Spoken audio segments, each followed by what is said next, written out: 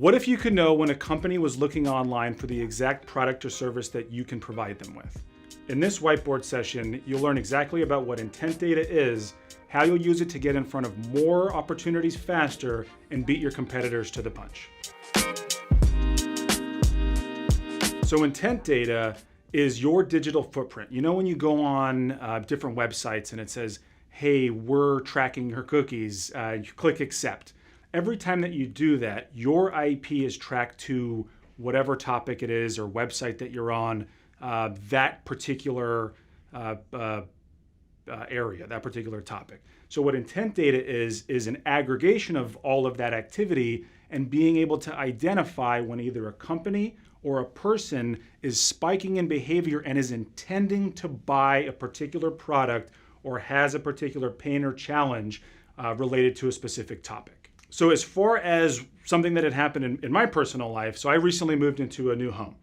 And so any homeowner knows that there are a lot of things that you have to start thinking about that previously never were even on the radar. So same sort of thing. If you're buying new appliances, buying a new car, what do you have to do here? One piece that I had to deal with that my realtor told me about, he said, you have bamboo in your house and you're going to have to deal with this at some point. I didn't know in what capacity I had to deal with this. So I started doing a little bit of research. Same sort of thing. If you're a business owner, there's a lot of things that you have to deal with from a business perspective. How am I supposed to grow a business? Do I grow my team? How do I get my product to market?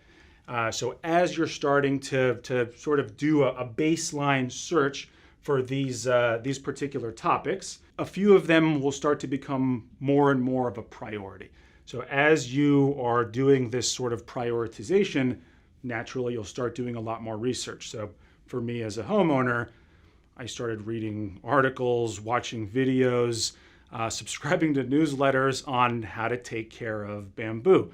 I had to quickly become an expert because it was starting to take over my property and it was choking out all of the other plants that I had and all of these other plans that I had for the house. I had to put those on hold and solve for this priority.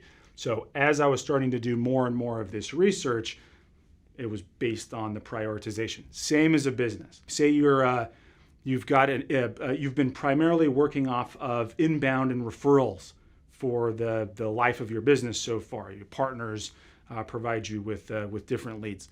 At some point, you hit an inflection or you start to think about, okay, I'm going to hit this inflection point soon. I need to do something about it. So you might start researching, what do I need to do to grow and build an SDR team? What do I need to do to be able to deliver and generate more leads and higher quality leads? How do I go outbound with my message and my product? So as you're doing all of the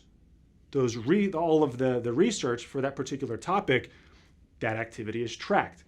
So imagine you have this same challenge, and for me it was literally painstaking of me in the backyard with a pick trying to dig up all of these roots, which if somebody were to come to my front door and knock on the front door and say, hey, I noticed that you have some bamboo in your house.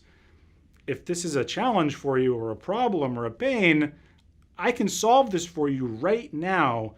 I would have hired that person on the spot.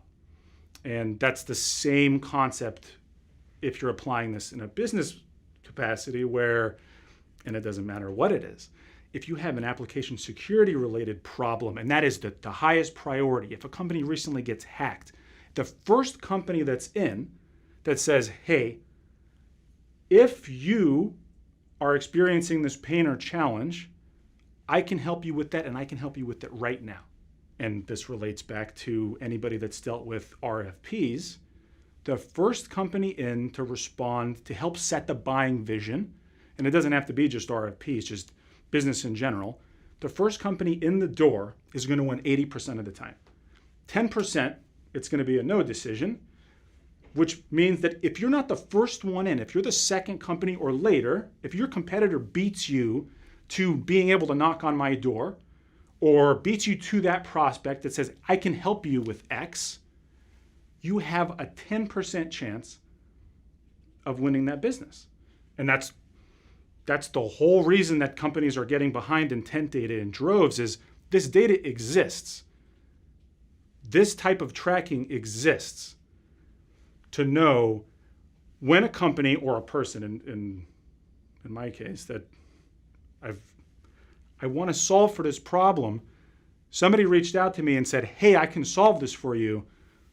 Handed over my money the same day. I'm no longer researching it. Now all of a sudden, I got a clean property. I can do what I want with it. And now I'm now thinking about the next priority that I have. Same as a business. They win the deal. They go on with what they're working on. So as a recap, if we're thinking about what intent data is, it's first important to know what it is. Again, it's based on the digital footprint, the cookies that are being tracked, whether it's on an individual consumer level or on a company level. The interest level and the intention to buy and reach out to vendors is based on what they're researching, the articles that they're reading, the videos that they're watching, the webinars that they're attending. As they're consuming more of this content relative to a particular topic, that means that they've got a bigger need, pain, challenge, priority relative to that particular topic. Reason that it's important, if you're going to be the one to win the deal, important to be the first one in. Be in the 80%, not the 10%, where if you're knocking on someone's door, hey, I can help you with that thing that you're looking for, you don't want to be the second person. Now I've already talked to somebody, I got this figured out already. So be the 80, don't be the 10, be the first one in the door, win more deals over your competitors.